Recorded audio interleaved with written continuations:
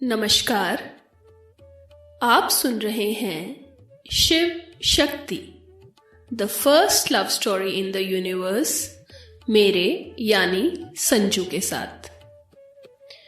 पिछले एपिसोड में आपने तारा, बृहस्पति और चंद्रदेव की कथा के बारे में जाना। तो आइए अब इस कहानी को आगे बढ़ाते हैं। बृहस्पति गंगा नदी में स्नान से तरोताजा होकर अंदर आए तो सती के साथ हास परिहास करती तारा एकदम चुप और गंभीर हो गई। बृहस्पति अपनी पत्नी तारा से बिल्कुल विपरीत दिखते थे। मोटा पेट और बिखरे हुए सफेद दाढ़ी और बाल। सती भली भांति जानती थी कि बृहस्पति चाहे अच्छे पति ना हो, लेकिन वो एक अच्छे शिक्षक अवश्य थे। उन्होंने दूसरों को ऐसी किसी भी चीज के बारे में निर्देश नहीं दिया जिसे उन्होंने स्वयं आजमाया और अभ्यास न किया हो। सती बृहस्पति का अनुसरण करते हुए कुटिया के पीछे चली गई, जहां उनके यज्ञ के लिए एक अग्निकुंड था। बृहस्पति ने अपना स्थान ग्रहण करते हुए सती से कहा, आओ पुत्री, दिखाओ तुमने किस तरह के विश्व का निर्माण किया है। सती ने आदरपूर्वक उनके समक्ष अपनी बनाई गई लाल रंग की दुनिया को प्रस्तुत किया। तुम इसमें प्रवेश के लिए तैयार हो सती?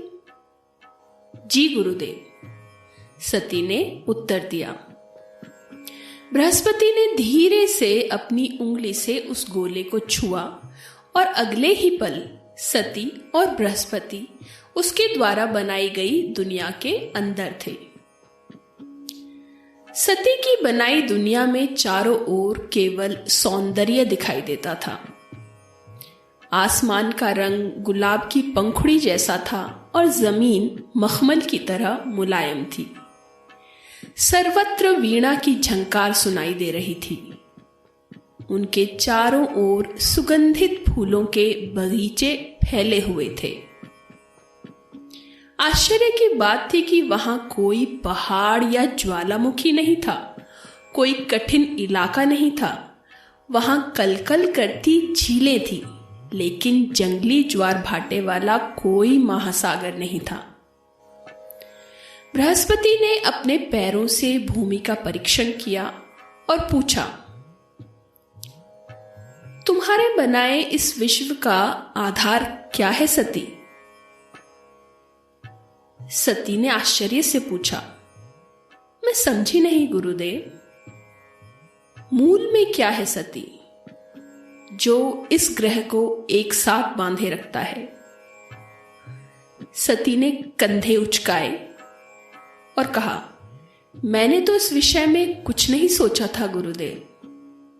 मैंने तो बस इसे सुंदर और आरामदायक बनाने पर ध्यान दिया, ताकि इसमें रहने वाले किसी भी प्राणी को किसी भी प्रकार का कोई कष्ट ना हो। बृहस्पति ने मुस्कुराते हुए अपना सर हिलाया और अपना निरीक्षण जारी रखा। उत्साहित सती उनके पीछे पीछे दौड़ी और बोली, पूज्य गुरुवर, जरा इस संसार के प्राणियों को देखो, वो आपको मंत्रमुग्ध कर देंगे।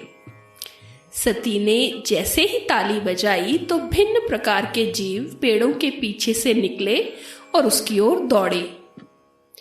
वहां छोटे और प्यारे हाथी के बच्चे थे। इंद्रधनुष के रंगों वाले विशाल हंस थे। आकाश में तैरते हुए उड़ते हुए घोड़े थे। मछलियां थीं। बृहस्पति ने प्रसन्नता पूर्वक निरीक्षण किया और फिर उंगली से दोबारा थपथपाकर उस विश्व को छोटा कर अपनी हथेलियों के बीच रगड़कर गायब कर दिया और फिर सती की ओर मुड़कर कहा, चलो पुत्री, जाने का समय हो गया है। किंतु सती अपने गुरु की टिप्पणियां सुनने के लिए उत्सुक थी और जब बृहस्पति ने कुछ नहीं कहा तो सती ने चिंतित होकर पूछा, गुरुदेव, क्या मैंने अच्छा काम नहीं किया? बृहस्पति ने उसे बैठने का इशारा किया और कहा, तुमने जो दुनिया बनाई है वह बहुत सुंदर है सती, किंतु यह टिक नहीं सकती और शीघ्र ही स्वयं ही नष्ट हो जाएगी। अच्छा, मुझे बताओ, फूल सबसे सुंदर कब होता है? सती ने तुरंत कहा, जब वह सर्दियों की बर्फ पिघलने के बाद बसंत ऋतु में पहली बार दिखाई देता है, या किसी पहाड़ की दरार में जो केवल गंदगी से घिरा हो, जहां हवा दुर्गम है फिर भी वह बढ़ता रहता है। फूल सबसे सुंदर वही दिखाई देता है गुरुदेव। बृहस्पति हंसे और बोले, अच्छा, बताओ ऐसा क्यों? सती सोच में पड़ गई। सौंदर्य उसके लिए सहज था, लेकिन ऐसे किसी विषय का उसने कभी विश्लेषण नहीं किया था। वो थोड़ा सोचकर बोली, मुझे लगता है गुरुदेव, यह विरोधाभास के कारण है। शायद गर्मी का पता तभी चल सकता है जब किसी ने ठंडक का अनुभव किया हो। बृहस्पति ने स्नेह से सती की ओर देखते हुए कहा, हां, संतुलन बनाए रखना हर विपरीत का अति आवश्यक है सती।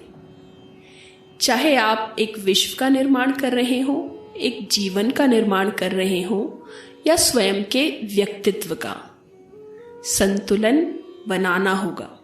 देवी से आगे ईश्वरी बनने के लिए तुम्हें स्वयं को सौंदर्य और सहजता की सीमाओं से परे ले जाना होगा।